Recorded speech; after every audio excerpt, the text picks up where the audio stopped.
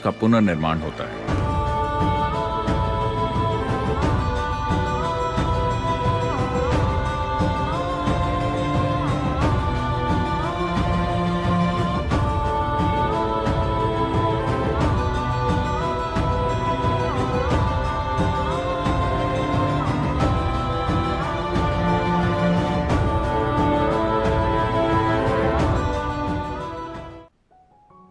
सौर मंडल की बनावट और अंतरिक्ष की ऐसी ही दूसरी प्रणालियां, आकाशगंगाएं वगैरह, ये सब इस रूप में हैं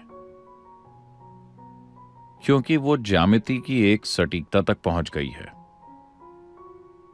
ज्यामिति यानी अभी पृथ्वी सूर्य के चारों ओर घूम रही है, इसे अपनी सटीक ऑर्बिट मिल गई है, इसीलिए ये लगातार घूमे जा रही है। कोई इंजन इसे नहीं चला रहा। देखिए, हवाई जहाज उड़ रहा है लेकिन उसे इंजन की शक्ति के कारण धक्का मिलता है, इसे कोई धक्का नहीं मिल रहा। ये बस ज्यामिति की सटीकता तक पहुंची और ये घूमे जा रही है। जिस दिन इसने अपनी ज्यामिति की सटीकता खो दी, इसने अपनी ऑर्बिट खो दी, ये गई काम से। तो इस प्रक्रिया में इस ग्रह पर जीवन भी पनपता है।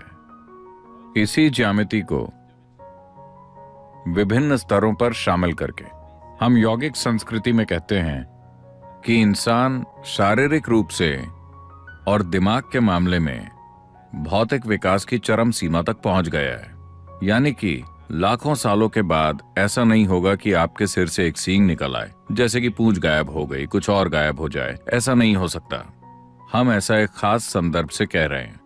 आज मॉडर्न न्यूरो साइंटिस्ट्स भी ऐसी ही बातें कर रहे हैं। वो कह रहे हैं कि इंसान के दिमाग में न तो न्यूरॉन का आकार बढ़ सकता और न ही अंदर की वायरिंग बढ़ सकती है, क्योंकि भौतिक नियम इसकी अनुमति नहीं देते। लॉज ऑफ फिजिक्स इसकी इजाजत नहीं देते। मैं इसकी गहराई में नहीं जाऊंगा।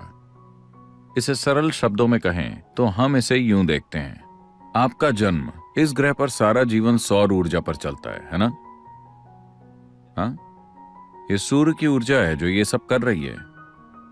साथ ही साथ चंद्रमा के गोल घूमने और चक्कर लगने का भी हमारे ऊपर प्रभाव पड़ता है। समुद्र का स्तर भी चांद की गति के साथ कम ज्यादा हो रहा है।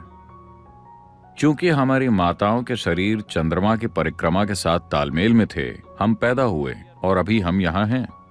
हाँ, अगर चंद्रमा की 28 दिन की परिक्रमा महिलाओं के शरीर में खुद को न दोहराती तो आप और मैं पैदा ही नहीं हुए होते। तो चूंकि ये उस हद तक पहुंच गया है, हम कहते हैं कि भौतिक नियम इस हद तक पहुंच गए हैं कि इस ग्रह पर जीवन अब और विकसित नहीं हो सकता। आपके पास जो कुछ भी है, आप उसका पहले से बेहतर इस्तेमाल कर सकते हैं। उसी तकनीक का इस्तेमाल करते हुए हमने पहले साधारण फोन, फिर स्मार्टफोन और फिर आईफोन बनाया। इसी तरह हम इसका बेहतर इस्तेमाल करना सीख सकते हैं। लेकिन मूलभूत भौतिक नियम इस प्राणी को और विकसित होने की इजाजत नहीं देंगे। तो क्या यह संयोग से हो गया? नहीं। विकास का सिद्धांत, आप चार्ल्स डार्विन को जानते हैं, जिन्होंने कहा कि आप बंदर थे? मैंने नहीं, उन्होंने कहा। अगर आप विकास के सिद्धांत को देखें, जिसे सिर्फ 150 साल पहले ही प्रस्तुत किया गया था, हम हजारों साल पहले ये कह चुके हैं। मतलब, क्या आप 10 अवतारों के बारे में जानते हैं? कम से कम 9 तो आप जानते होंगे जो आ चुके हैं। पहला क्या है? मत्स्य अवतार। मत्स्य अवतार का मतलब है मछली या पानी का जीवन। इस ग्रह पर जीवन की शुरुआत पानी के अंदर हुई। अगला अवतार क्या है? कूर्म अवतार, एक कछुए की तरह उभयचर, आधा पानी में और आधा जमीन पर। अगला है वराह अवतार, सुअर या जंगली सुअर। सभी स्तनधारियों में से जंगली सुअर एक ऐसा जानवर है जो अपने शरीर के साथ बहुत मजबूती से जुड़ा होता है। हम जंगल के पास रहते हैं। हम देखते हैं कि आदिवासी लड़के हिरण को एक छड़ी से मार सकते हैं। अगर आप उसे एक छड़ी से मारते हैं तो वो मर जाएगा। गली के कुत्ते हिरण का शिकार कर सकते हैं, पर जंगली सुअर को मारने की आप कोशिश करके देखिए, उसे मारना इतना आसान नहीं है। आप उसे गाड़ी से ठोक दीजिए, उसकी रीढ़ की हड्डी टूट गई, फिर भी वो चला जाएगा, वो रुकेगा नहीं, क्योंकि वो शरीर से मजबूती से जुड़ा होता है। उसका जीवन बहुत शारीरिक है। तो जीवन का अगला रूप था वराह अवतार। इसका सीधा सा मतलब यह है कि सृष्टि के रचयिता की पहली अभिव्यक्ति थी मछली, फिर एक कछुआ, फिर एक जंगली सुअर, अगला है नरसिंह, आधा आदमी आधा जानवर, अगला है वामन, एक बौना आदमी, अगला है एक पूर्ण रूप से विकसित लेकिन भावुक होकर धीरज खो देने वाला इंसान परशुराम, अगला है एक शांतिपूर्ण इंसान राम, अगला है एक प्रेम करने वाला इंसान कृष्ण, अगला है एक ध्यान में मग्न इंसान Buddha. The next is supposed to be a mystical being yet to come. माना जाता है कि अगला दिव्यदर्शी होगा जो अभी तक आया नहीं है। ये बिल्कुल डार्विन के विकास के सिद्धांत की तरह ही है ना? ये दोनों एक ही क्रम में हैं, ठीक एक ही क्रम में। डार्विन ने अपना सिद्धांत सिर्फ 150 साल पहले प्रस्तुत किया था। यही बात 12 से 15 हजार साल पहले कही जा चुकी है। खुद आदि योगी ने इसके बारे में बताया था।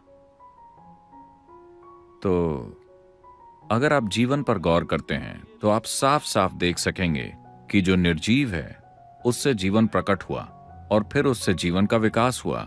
हमने इसे हमेशा इसी तरह से देखा है। हमने हमेशा जाना है कि जीवन विकसित हुआ है। आप जिस भी मंदिर में जाते हैं वहां एक सांप होता है।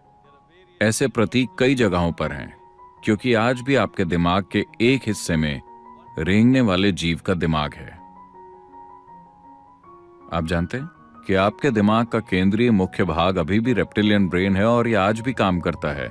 हमारे पास योग में अलग अलग अभ्यास हैं कि कैसे इस रेप्टिलियन ब्रेन से परे जाया जाए और सेरेब्रल कॉर्टेक्स को काम करने दिया जाए। और आज हमारे पास वैज्ञानिक प्रमाण हैं। यूनिवर्सिटी ऑफ कैलिफोर्निया ने शांभवी महामुद्रा पर साइंटिफिक स्टडीज की हैं। ये बुनियादी क्रिया है जिसे हम सिखाते हैं और वो कहते हैं कि अगर आप 3 महीने तक शांभवी महामुद्रा का अभ्यास करते हैं तो न्यूरॉन्स के पुनर्निर्माण की प्रक्रिया 241% तक बढ़ जाती है। आज तक किसी भी तरह की रिसर्च के इतिहास में इस तरह की बढ़ोतरी दर्ज नहीं की गई है। सिर्फ 21 मिनट के एक आसान से अभ्यास से आपके दिमाग के काम करने की क्षमता 241% बढ़ जाती है और न्यूरॉन्स का पुनर्निर्माण होता है। इसका मतलब है कि जैसे जैसे आपकी उम्र बढ़ेगी आप ज्यादा बुद्धिमान होते जाएंगे। आमतौर पर जवान लोग सोचते हैं कि आप मूर्ख होते जा रहे हैं। हाँ, आपका दिमाग असल में बढ़ रहा है। समझे आप? ये हर दिन बेहतर हो रहा है। अब वैज्ञानिक प्रमाण भी मौजूद हैं। हम हमेशा से ये जानते थे, पर आज एक मीटर को ये कहना पड़ता है। अगर कोई इंसान कहता है तो ये सच नहीं है। अगर कोई इंसान कहता है तो बात भरोसे के लायक नहीं है। किसी मीटर को ये कहना होगा। अब मीटर भी कह रहे हैं कि बस 21 मिनट का अभ्यास करने से आपका दिमाग असल में बढ़ रहा है। और आप मीटर पर यकीन मत कीजिए, आप बस 3 महीने तक ये अभ्यास कीजिए और देखिए, आप पाएंगे कि अचानक आपका दिमाग कितना स्पष्ट और कितना तेज हो जाएगा।